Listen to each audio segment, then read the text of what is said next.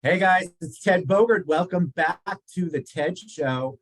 Wow, today we are launching a new series, a new podcast series with my dear friend Kendra Davies with Stellar Life Coaching. I'm calling it Raw because we are going to take an in-depth look at what life coaching is. Kendra is my favorite. She's the best. I can attest to that. She's an amazing human being. And I have a lot of issues. So, we are going to figure out my life, or at least try. But in the meantime, what I wanted to do is show you what it is to hire a life coach, to have a life coach in your life, the changes that a life coach can make for the better for you, to help in your business, in your relationships, in your life. And Kendra is the best as far as I'm concerned. And she has been an amazing friend to me and to the TED Show. Welcome, Kendra Davies. How are you today? Hi, I'm so good. I'm Good. very excited for this one because I am. I've wanted to get my hands on you. I've been like, oh, that's a thread I could pull. Yeah, save that for a rainy day. Yeah, there's a lot of. It's interesting because the concept about me, the preconceived notion, I'm always happy, which I am. I'm very blessed to be a happy person in general. I find joy in a lot of things. Happiness and joy are completely different, but I find I'm happy and I find joy. So, but I think people look at me as if I have no problems, nothing to unravel, no history. I'm just sunshine and unicorns all day long. And while that may be the case, I have some deep shit Mm-hmm. in my life, and I have a lot of feelings, and I do get anxious, and I do get stressed out, and I do have family issues, past issues, and all of that I know personally feeds into how I interact on a daily basis. The For goals I sure. set for myself in my life, self sabotaging, undervaluing. I mean, we were going to go really deep. So, but my main goal was not only to get raw, but really for people who are out there struggling, people who want to find a new way of life or dig deep and figure out why they keep making the same mistakes over and over again, why their businesses aren't successful, why their relationships aren't successful.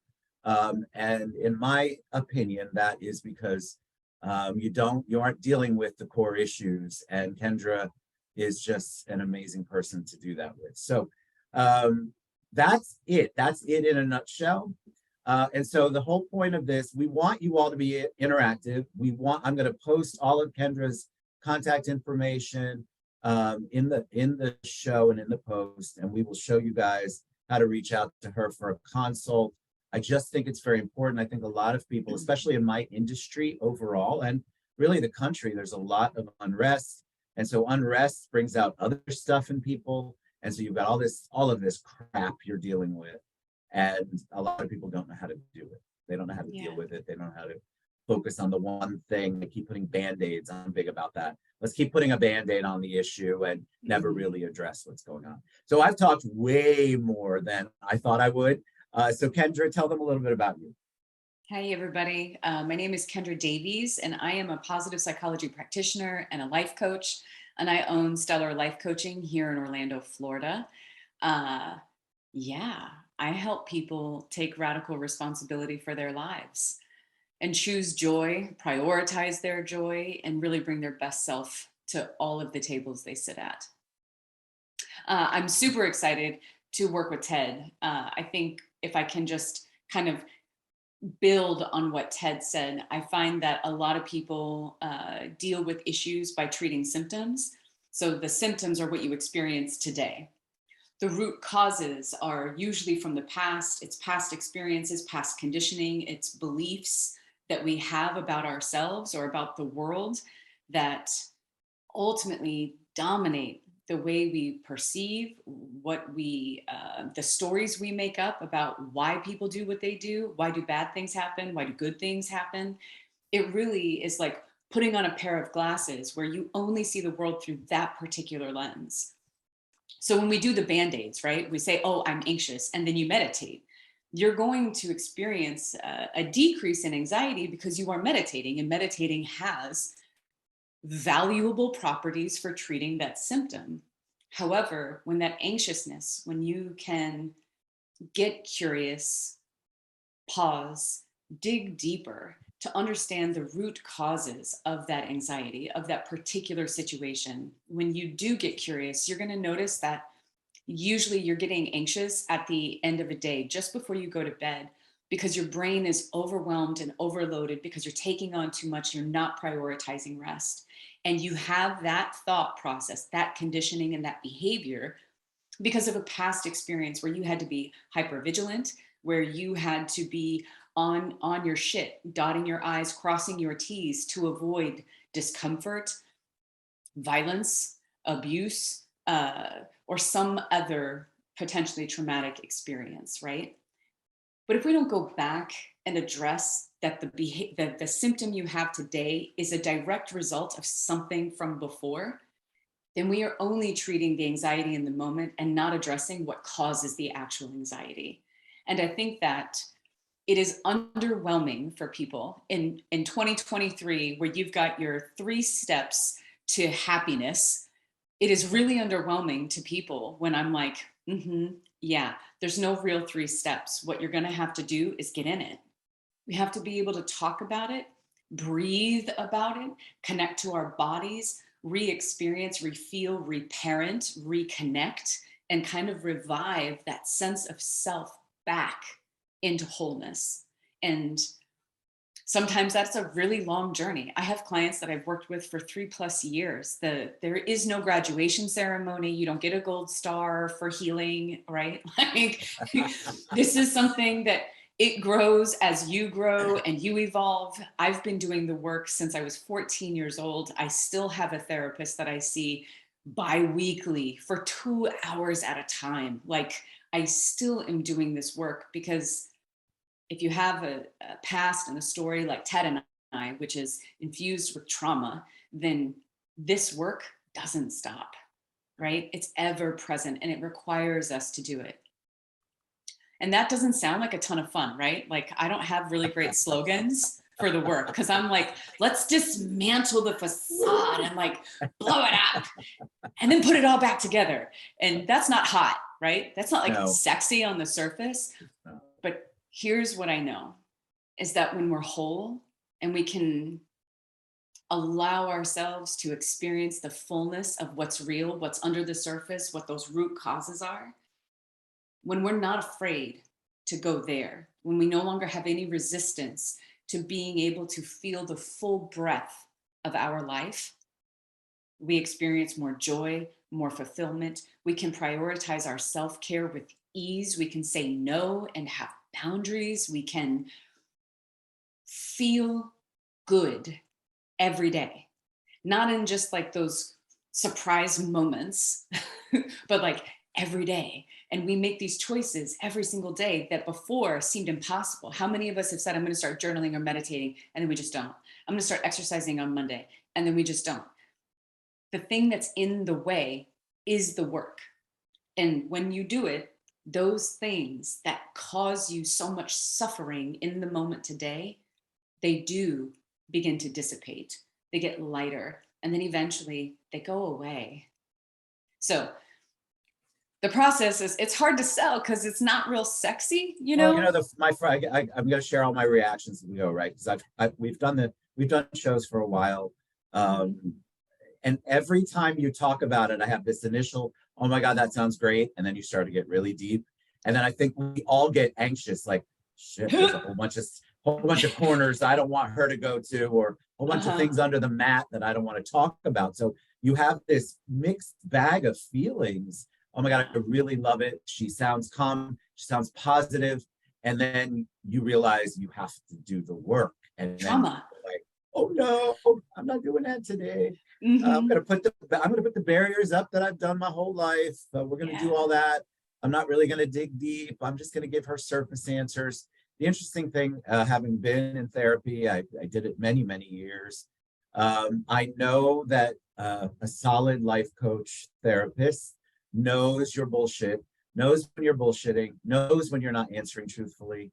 And so my promise to you is that I will not do that. And Kendra is very concerned, and I love that because I'm obviously going to put this out into the world, and so I understand her concerns. But I feel like I'm, over 30, so it's time for me to, and I'm very open. I'm probably one of the most open people about my past. But I think that talking through it, there are still things that I need to work on. I think all of us do. And I love that you shared that you go to a therapist biweekly, because I think people think in your position, well, shit, she's got her whole life together. Yeah, So I'm easy perfect. now. Woo, yeah, No worries. no worries. And Hashtag best life. oh my God, that hashtag, seriously. But I just feel like being able to be raw is a challenge for almost everybody. Yeah. And I just am committed to the process. So I'm expecting Kendra to call me out if my early childhood boundaries start to go up and the filter goes up and the walls, and I'm not progressing. I fully expect her to call me out on my bullshit. So that is there's really no ground rules here. And I appreciate her concern. I do. I appreciate your concern. But I really feel like there are a lot of people who will benefit from seeing the process, and a lot of people who will relate to what we talk about, even if the topics are personal to me. There are so many people out there who have experienced something similar, feeling something similar, gone through something similar. And so I think we're going to touch a lot of people with this. So I don't know exactly how to proceed. I gave you a couple of things that were on my mind. I shared with Kendra this morning that before champagne, I meditated because in meditation, if you haven't tried it, somebody like me where my brain never shuts down, it takes a while to get to that practice. I'm telling you, because all I want to do is do anything but get quiet in my mind. Why? Because then I have to go deep and then I'm thinking. But I can tell you that I feel better afterward. I'm focusing on my breathing, and there's all sorts of scientific studies that prove that is good for you and good for your health. But I came up with a couple of things, but I'm going to let Kendra do what she does best instead of what I do best, which is take over and try to control the entire interview, the entire discussion. I'm really good at diverting. I'm very good at redirecting. It's a childhood tactic for survival. And so we'll get into that at some point, but I'm going to be quiet and let you roll. Yeah. So I think I want to kick off because I'm going to dive into what you brought up before we got started. But I want to frame it up a little bit. So in my line of work, I see what I do as helping people see the patterns, right? Everything moves in a cycle. Your cells are not what they were 10 years ago. Your entire body is made new. Your emotional experiences are made new. Everything moves in cycles. And when we have this kind of conditioning, and I'm going to use the word trauma a lot, mostly because that's part of your experience and mine. But I also think that people don't see that trauma can be something outside of actual physical abuse, right? Like we have a lot of comparison, a lot of, well, it wasn't like they left me on the side of the road, like this kind of qualifying their hard or difficult experiences. So I want to pin that up on the board, right? You're entitled to have your experience. You're also allowed to be happy and optimistic today as a personal outlook, and feel heavy and have a difficult time processing disconnection with people, struggling to deal with honesty and boundaries with people. You can be both at the same time. But the cycle is typically, it happens to us, that traumatic thing. And that traumatic thing could be abuse, a natural disaster. It could be an assault. It could be a teacher humiliating you in a classroom, right? It could literally be anything you do not have the resources within yourself to deal with. Gabor Mate is one of my favorite therapists, and he says the trauma is not the thing that happens to you. It's what happens inside you when that traumatic thing happens to you. He says that trauma is the separation of the self, right? So when we experience this humiliation in a classroom, this physical abuse, whatever it is, the fundamental parts of ourselves as children become fractured, separated. We say, it's not safe to feel this way. I can't cry. I can't express myself the way I think, the way I see, what I thought was true was wrong. So therefore, I have to separate from myself. It's no longer acceptable to have my authentic self be present. And so we fracture, we suppress, we hide. We hide our anger, we suppress our feelings, we try to morph ourselves into the thing that can get love, because children are always on the path to love. So it happens to us. And then as we get older, we find people who will do it to us. If we can't find people to do it to us, we will do it to ourselves. And if we don't heal, if we don't take the time to work on it, we do it to our children. That's the cycle. And all patterns, in my experience so far, have operated this way. If we can pinpoint what happened inside you, the belief you formed as a result of that thing that happened, then we can then see all the way through the course of your life, how it showed up with another person, when you didn't have somebody doing it to you, how you do it to yourself, how it's just in your head. It's a thought that you think, it's rumination, it's hypervigilance. It's calling yourself an empath when really you're just hypervigilant to threats constantly, right? And then it's when we become parents and we start reacting and putting this very same emotional experience into our parenting and onto our children. So I want to frame it up with like, Oof. that's the pattern. Let me tell you what I'm feeling, right? So yeah. the initial part, the validation, which is how I felt. You're validating the things that I feel like I'm being validated, things that I've experienced, the defense mechanisms, not excusing my behavior later and what I did, but validating the fracture. And that gets me choked up. It is, I think a lot of people suffer from lack of validation. They think what I went through, you said it, what I went through, people went through worse. They don't give themselves, I hate to say credit, I'm sure there's a better word, permission for the trauma. Yes, permission to know that, oh my God, I went through that. I'm still here. And so, yeah, that was it's choked up moments. I think even at my age, when I talk about anything or I think about it too deeply, I get emotional. And when you talked about a parent, that was one of the things that I chose. I said, these are the exact opposite things I want to do as a parent. Did I bring my trauma to my marriage and being a parent? I absolutely did. It doesn't matter how much therapy I had before. Was I better than my parents? 1,000 times over. But I certainly made mistakes. And most of those mistakes, if not all of them, can be traced back to my own trauma. So, yeah. Yeah. You know, and I feel like you're hitting on something that's really important. In order to do this work, you have to silence or at least put up on the board. We're going to use the board a lot, right? Where I'm going to be like, yep, I see what you're doing there. I'm just going to pluck that out and set it right there. We're just going to leave it there. It can stay. We're not going to focus on that. And this compartmentalization of this is what happened. And then as I got older, as a result of that, I formulated and had these conditioned beliefs that caused me to behave in certain ways. I did not do it because I'm bad. I'm not struggling to write this book because I'm lazy. I'm not struggling to function in a day-to-day basis because I'm an unmotivated, uncommitted, no self-discipline piece of shit. That's not true.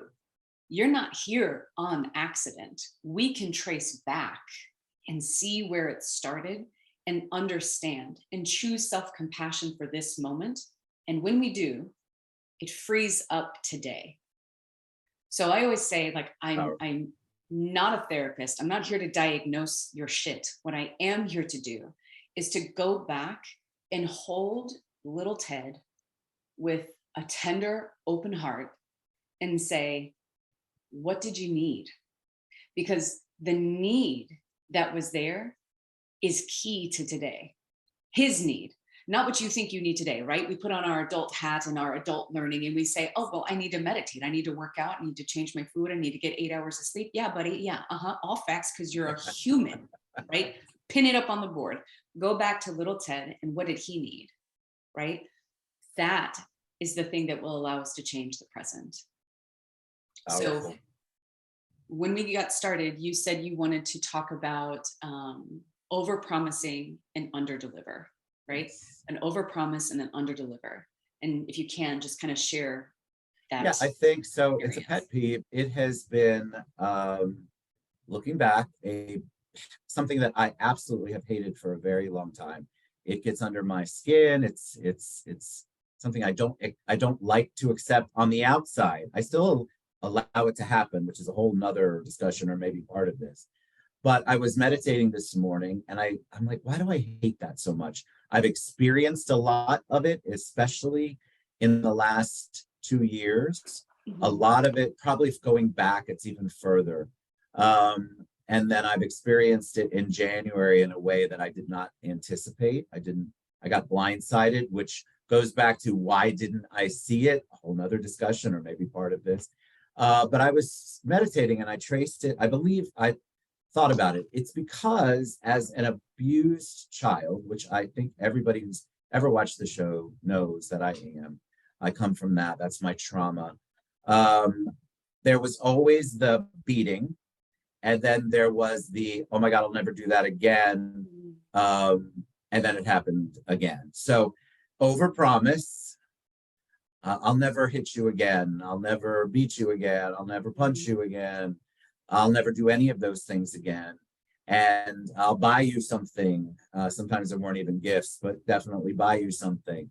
And then when it's happening again, this is the overpromise and underdeliver. And I know that sounds crazy for people who say it right now. God, I don't trace it back to trauma. But I feel like for me, that's where the pet peeve comes from. My earliest memory is trauma. And I feel like that helped define or helped, that little Ted that you were, little Teddy is what they used to call me. It is that child, that little kid he's not healed. It just is what it is. And I know that. But that's the overpromise underdeliver. And I think that's why when people do it, I want to shut down and I want to tell them to fuck off. That is literally how I feel. And it could be the tiniest bit of overpromise and underdeliver. Hey, Ted, I'll call you at 10 and you don't call me till 10:15. I'm like, listen, you're not respecting me. That's overpromise underdeliver. Stupid shit like that. But the big stuff continues to happen. The stuff that happened in January, blindsided, didn't expect it. Trusted people, we can go back to that. I mean, I'm very trusting. I feel like we're talking about that right now, actually. Yeah, we are. So I trust and I blindly go in to relationships because in my mind, in my narrative, it's because I believe the good in people before the bad. I don't know if that's true or not now that we're taking a deep dive, but I can tell you that I don't feel comfortable going in not liking someone. So I want to believe the good in them. And so this goes back to overpromise and underdeliver. You promise me you're a good person and then you underdeliver, then, fuck you. So, I have a difficult time. So I know I'm all over the place, but no, you go. I want to start pulling the thread because something that you said that stood out to me and I wrote it down is it goes back to, I should have seen it. Yeah. Right. So I guess the question that comes up for me is if you go back to little Ted, what is the belief that he learned is true about himself as a result of the overpromise and the underdeliver? What is the result? It's my job to see it. I should have known better. I think I should have known better. And I don't know how you know that as a 2-year-old, 3-year-old, whatever, as long as it went. But I feel like should have done better. And maybe that is a whole discussion too. But I feel like there's a part of me that blames myself for the trauma. And then, of course, blames myself now as an adult for the not seeing the overpromise and underdeliver for believing upfront that people are genuine. Um, and it's not that I don't think people are genuine, No, but and I want to stop you because I don't want you to feel like you have to keep qualifying. I know I am Let's qualifying. just You're right. let's allow yourself to have the conversation and state the things. I don't think anybody who's watching who knows you is like, yeah, Ted is actually this pessimistic shithead. Like nobody's Yes, hearing what nobody's you're good. saying and misconstruing your words. And I want you to feel comfortable enough to just share and not qualify. I feel, And go ahead. you can go. Oh, I was just saying, I feel like because overpromise, underdeliver has been such a theme in my life, if looking back truly, and the people who are close to me have seen it and said things, but I push it off. I feel blessed that I have not allowed it to steal my joy, but I also feel hurt, angry when it happens. Mm-hmm. I feel like I don't do that, so why can't you be the same as me? Mm-hmm. It really pisses me off when I invest in a relationship and I give all the things that I say I'm going to give and the other people do not. It is heart-wrenching, and I don't deal with it enough. I sweep it under the carpet. I make excuses.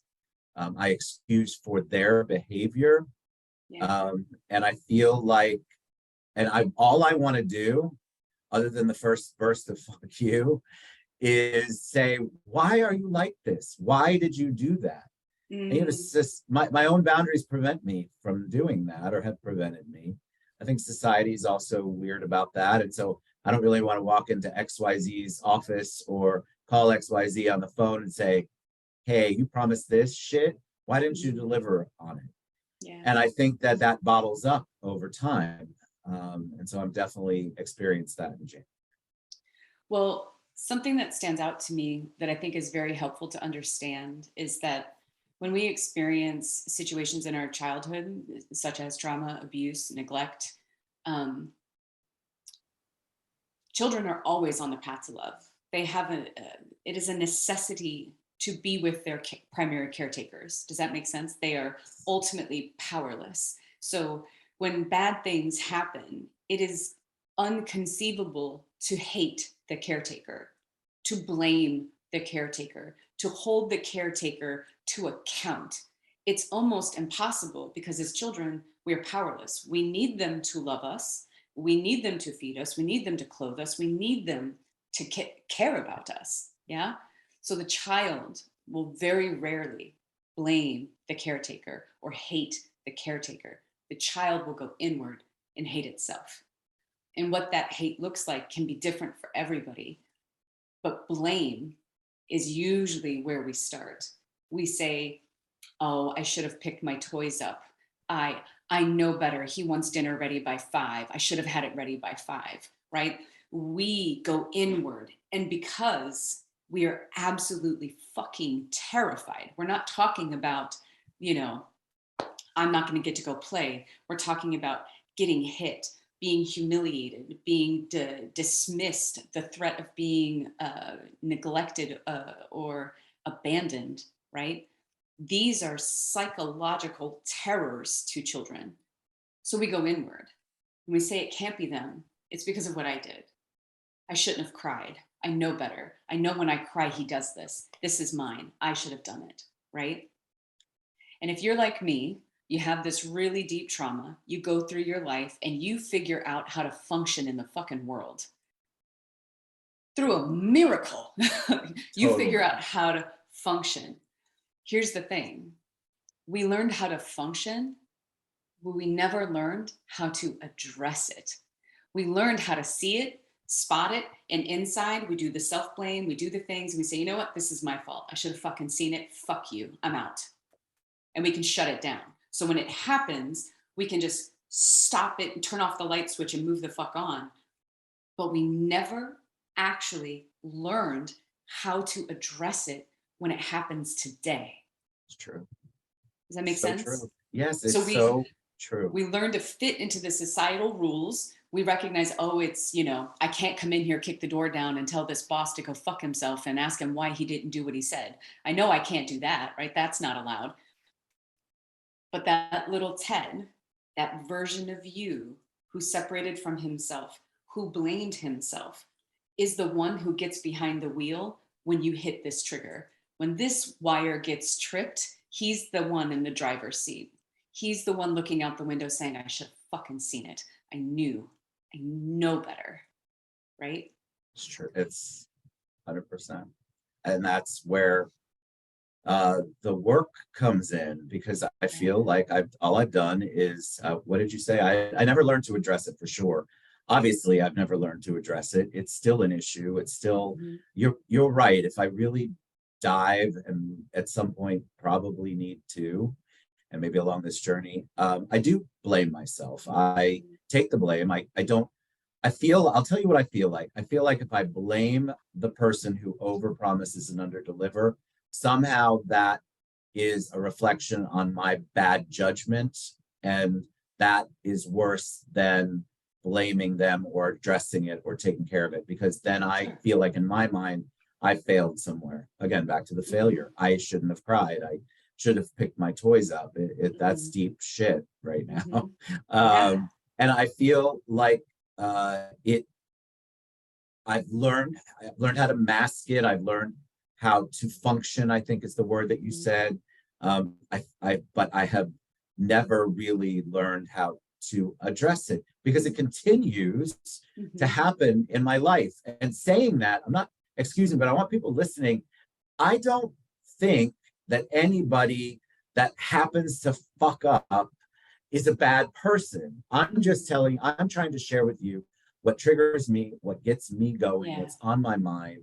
And I know a lot of people who are the same. It's a pet peeve for theirs. Sure. And I think that the deep dive into it is just so important. Will they have the trauma that I experienced or you experienced? Maybe not. But something's a trigger. Something caused that.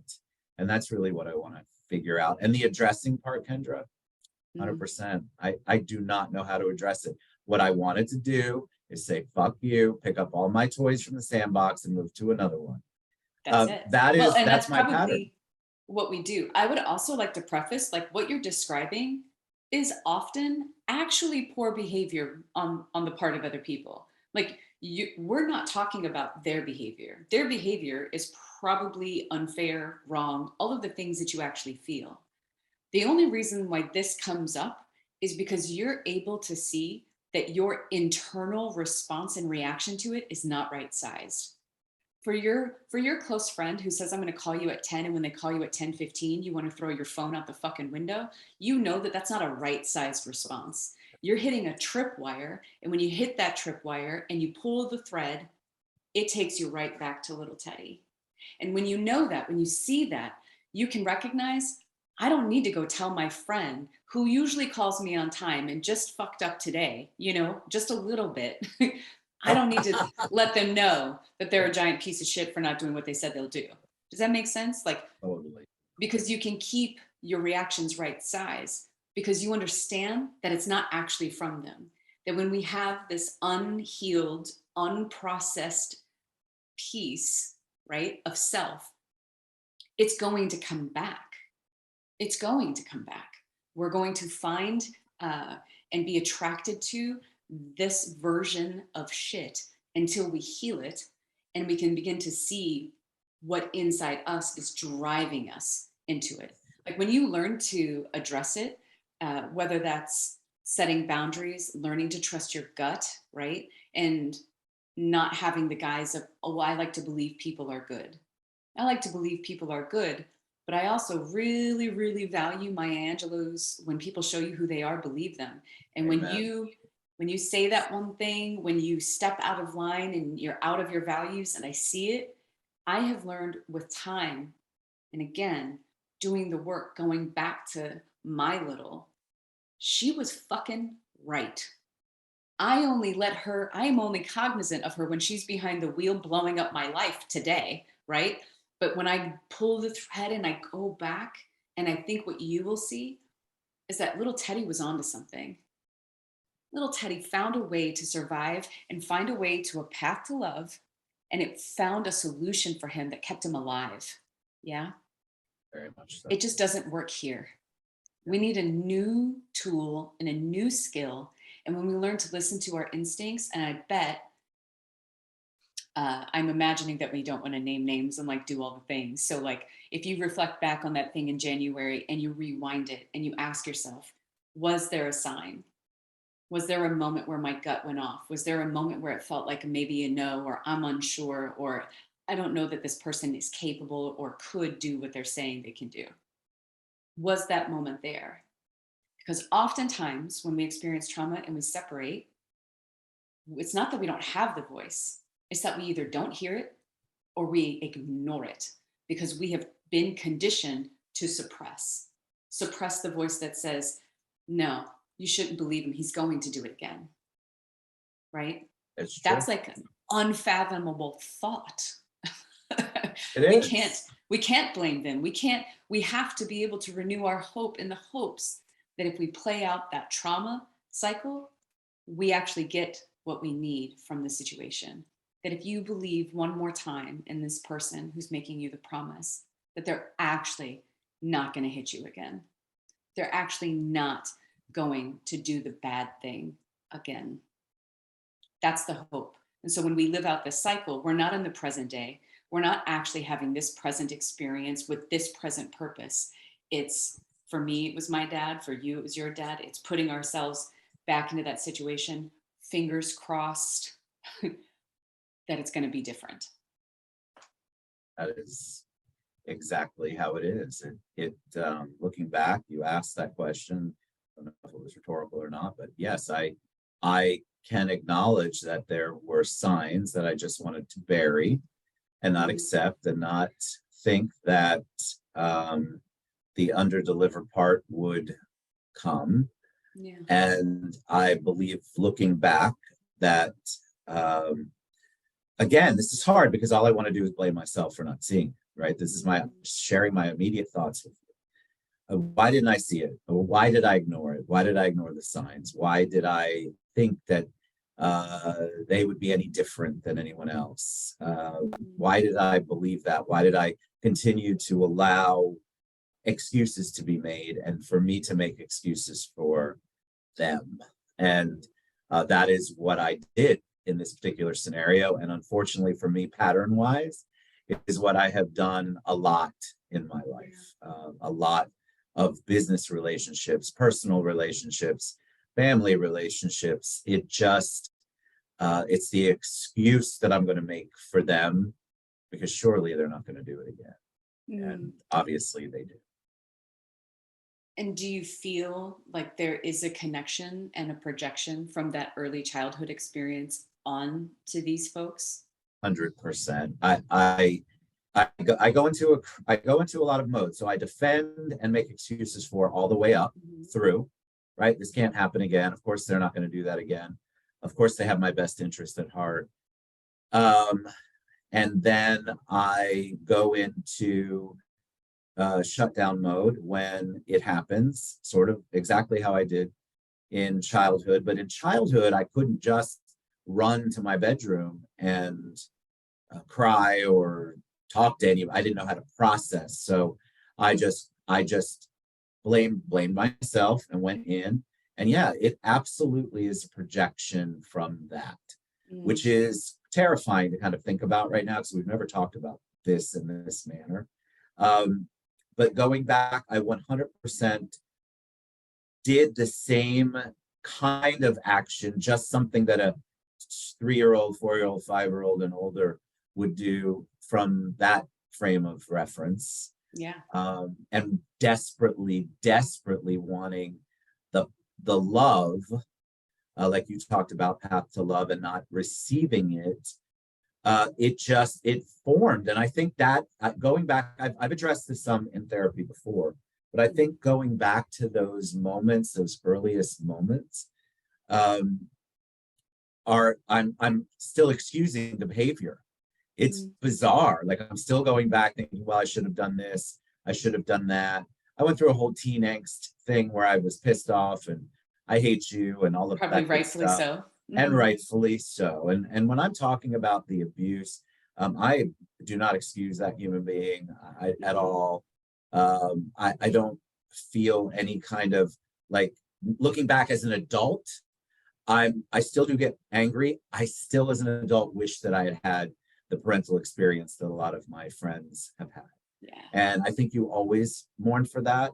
I Yeah. don't know how you don't mourn but for me, I didn't allow it to control my whole path, but it Mhm. definitely controls some of my actions. Yeah. Well, and Maybe a lot of I think that we have to be able to step back because this isn't the assessment of Ted Bogert at 100%. I'm not going to be able to summarize the totality of you as a human being by this childhood experience or your behavior in these particular situations, right? That's not the goal. And it's not even to go back and blame anyone. If we really go back, we can often find that our abusers were in fact abused. We can trace that back. Trauma is typically something that is learned and passed on. What I have come to understand is that when we go back to little Ted and we say, what did you believe was true about yourself when this happened? And what I'm hearing from you is that little Ted believed that he was responsible for preventing bad things from happening to him. absolutely. He was Absolutely. responsible and he was to blame when the bad things happened, whatever they were, whenever they were. That's accurate. 100%. Now, now we have something we can dig in on. Now we have something that we can learn to shift. Because, see, the magic of belief is a belief is simply a thought you think over and over again. You were conditioned to believe that thought. Uh, Oftentimes, the beliefs we form as a result of trauma are not conscious choices. There was probably not a particular moment in time where you can recall being like, I think I'm going to blame myself for this. No, that did not happen. It's the conditioning. It's the our child eyes are looking at people who are supposed to love us behave in ways that don't feel like love, and we're trying to make sense of the puzzle. And so because we are on the path to love, we form the thought, I own this, I can find a solution. If I blame them, I'm abandoned, neglected, alone, hungry, homeless. Not possible. If I make it my fault, I can control that, I can find a solution for that. You create a problem that you can actually solve for. That's that's deep. All right, so we're gonna leave them wanting more. We're gonna do this every week. We can pick up where we left off because I could speak to Kendra for hours. Mm. Um, that's it's still. I just want to share with the audience. It's still raw. Like it can bring me to tears. It can piss me off. It really rears its ugly head when I allow it to. But the control thing we have to talk about in future because that is all. You're absolutely right. I've never heard it put that way, but that's I could control it if I figured out how to get the narrative in a certain way. There was something I could control, and that is 100% what I have done for the last 58 years. All right, Yeah. Kendra Davies, how can they reach you? How can they find you? Y'all, she's amazing and the best. I promise. Thank you, Ted. If you are interested in working with me, I offer free consultations. You can find me at www.stellarlifecoaching.com. We are actually hosting our first local Phoenix retreat here in Orlando in March. So it is a transformational women's retreat. We have a lovely, lovely home in downtown Orlando, and we would love to have you. So if you are a woman and you are interested in doing this deep and meaningful work, we have a weekend retreat for you. Fantastic. All right. Love you to pieces. You all, if you have questions, you want to talk about something, you want to comment on something, I really want this to be interactive and engaging, and we would love to hear from you. Reach out to Kendra. You will not regret that decision for sure. Love you, mean it. We'll be back later. We'll see you guys soon. Bye, everybody.